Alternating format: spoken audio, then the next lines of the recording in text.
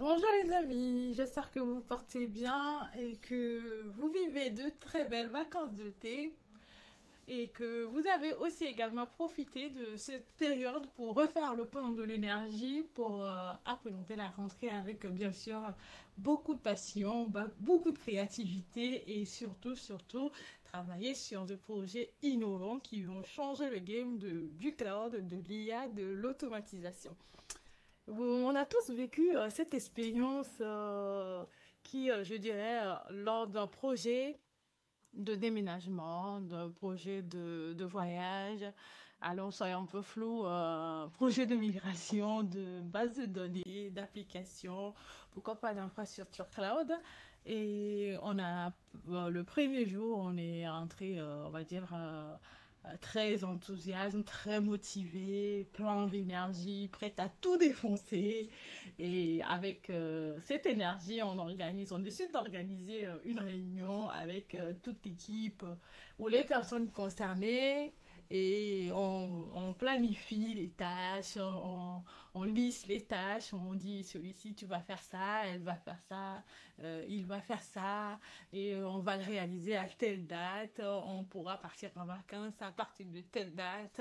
Une fois qu'on aura tous les prérequis, on pourra mettre en place la nouvelle application. Une fois qu'on aura tout fait, on pourra déployer ce grand projet innovant. Une fois qu'on aura réuni nos forces, accompli les tâches qu'il faut.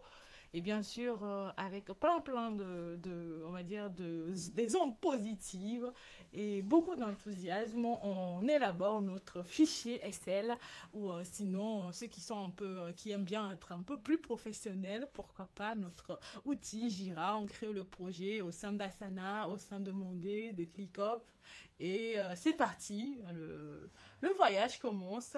Après 2 semaines, on se retrouve avec des tâches qui sont déjà en retard et un chef de projet ou un programme manager, si on est sur plusieurs projets à la fois, qui se met à courir après tout le monde après un mois et cherche à faire toutes les tâches qui sont en retard et que personne ne veut vraiment prendre le lead. Et 2 mois plus tard, on a un chef de projet, un programme manager qui est tellement désenchanté, découragé, une équipe démotivée, désillusionnée, et on se demande qu'est-ce qui s'est passé, qu'est-ce qui n'a pas marché pour qu'on ne puisse pas réaliser ce merveilleux voyage, faire cette merveilleuse migration pour avoir cette nouvelle application géniale, cette nouvelle infrastructure qui va nous permettre de mettre en place des solutions merveilleuses pour nos clients. Et oui, vous venez de mettre un pied dans le monde ou sinon dans l'enfer des chefs de projet et des programmes managers version 1.0 dont on va dire le cœur du métier consiste à élaborer un plan d'exécution de plusieurs projets, si c'est dans un cadre de programme ou d'un projet, la liste de plusieurs tâches avec les personnes, les suivre, les organiser et mettre en place des actions, des initiatives pour éliminer les risques jusqu'à ce qu'on arrive à bon port. Sauf que malheureusement, soyons honnêtes et soyons, on va dire, de manière pratico-pratique, ça ne se passe pas toujours comme on l'a imaginé, qu'on l'a planifié. Donc on se retrouve avec plusieurs équipes ou sinon plusieurs personnes qui sont totalement larguées au bord du bateau, qui ne peuvent plus poursuivre le voyage et qu'on doit trouver rapidement une solution. Et la plupart du temps, c'est le programme manager ou le chef de projet qui s'y colle et qui, des fois, j'en ai vu plusieurs qui sont tombés en burn-out et qui sont même désintéressés du projet et qui ont quitté le navire, ainsi de suite. Sauf que aujourd'hui, grâce à l'IA, on rentre dans une ère, je dirais, presque glorieuse pour ces personnes parce qu'on n'est plus dans cette optique où on va faire une liste des tâches, mais on est plutôt dans l'architecture du flux de travail. Qu'est-ce que je veux dire par l'architecture du flux de travail? L'architecture du flux de travail, c'est de comprendre de bout en bout le projet, les équipes, les métiers qui composent le projet. Je m'explique. Qu'est-ce que je veux dire par là? C'est qu'aujourd'hui, vous avez un projet, par exemple, de construction de Data Hub. C'est à vous de comprendre que l'intégrateur va faire telle action et qu'en fonction de l'application, il va nécessiter telle action, tel composant doit se connecter avec tel composant et qu'il faut l'orchestrer de telle manière. C'est-à-dire que vous êtes amené en tant que programme manager, en tant que chef de projet, nouvelle version 2.0, on va dire, à orchestrer, à comprendre tous les métiers et pouvoir agencer la connectivité entre ces différentes équipes pour atteindre l'objectif visé, qui est peut-être la construction de votre data hub IA ou sinon le déploiement d'une nouvelle application digitale au sein du cloud ou une nouvelle base de données pour migrer vos anciennes données en premise. C'est un peu ça, on va dire la nouvelle conception du métier du programme manager ou de chef de projet où on est vraiment dans une pensée systémique, je dirais, à analyser, orchestrer et à mettre en place une architecture du flux de réalisation des tâches. On n'est plus à vouloir tout faire tout seul, ce qui ne marche pas toujours, et plutôt dans l'orchestration de l'architecture du flux métier pour pouvoir réaliser le projet. Et ça, je comprends qu'à un moment donné, c'est pas évident si vous n'avez jamais pris le temps de déployer ou sinon d'avoir à exercer ces différents métiers. Et ça m'amène à un exemple qui m'a ouvert les yeux il y a de cela en 2018 concernant ce besoin que j'ai pris conscience de cela en faisant ma première expérience, on va dire, on va dire le premier on va dire challenge ou défi qui m'a permis de mettre un pied dans le monde professionnel définitivement chez Orange en tant qu'ingénieur concepteur data center et automatisation, où j'ai compris qu'on ne pouvait pas orchestrer le métier de l'exploitant, le métier de sécurité, le métier d'analyse de data sans forcément s'intéresser à ces équipes, comprendre le métier de ces équipes et quels sont les tenants, les aboutissants, ce qui d'ailleurs m'a poussé à l'époque à pouvoir créer des connexions, travailler, faire des déjeuners, ne serait-ce que m'immerger dans leur univers, dans leur équipe pour comprendre un peu comment ils fonctionnent. Et après, ensuite de suite, tout au long de ma carrière, j'ai eu à découvrir ces métiers avec les différentes missions que j'ai eu à faire.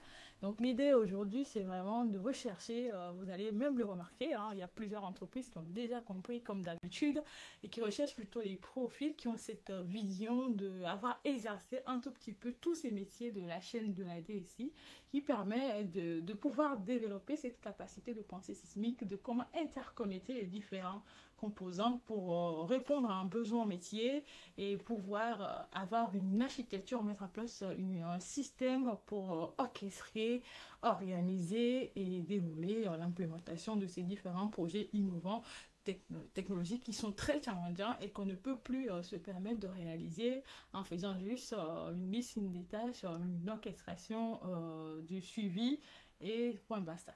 Voilà. Vous avez compris l'idée? Dites-moi si c'est assez clair le message. Est-ce que vous aimeriez que je détaille un peu plus? J'ai prévu de faire une newsletter sur le sujet. Je vous mettrai ça en copie après, si une fois la newsletter sortie, si j'arrive à le faire, bien sûr. Je vous mettrai ça en copie de la vidéo après. Vous pourrez en savoir un peu plus si c'est un sujet qui vous passionne. La version 2.0 du programme manager, du chef de projet en tant qu'architecte de flux, et qui n'est plus dans le suivi, la réalisation de toutes les tâches jusqu'à épuisement, burn-out, mais bon, voilà, c'est un peu ça. Et donc, qu'est-ce que vous en pensez? Est-ce que pour vous, cette vision de l'architecture du flux, de comment connecter les composants, savoir dire que si je déploie une base de données, ça va peut-être impacter l'équipe métier parce que eux derrière, leur fontaine va se ralentir, il y aura plus de requêtes.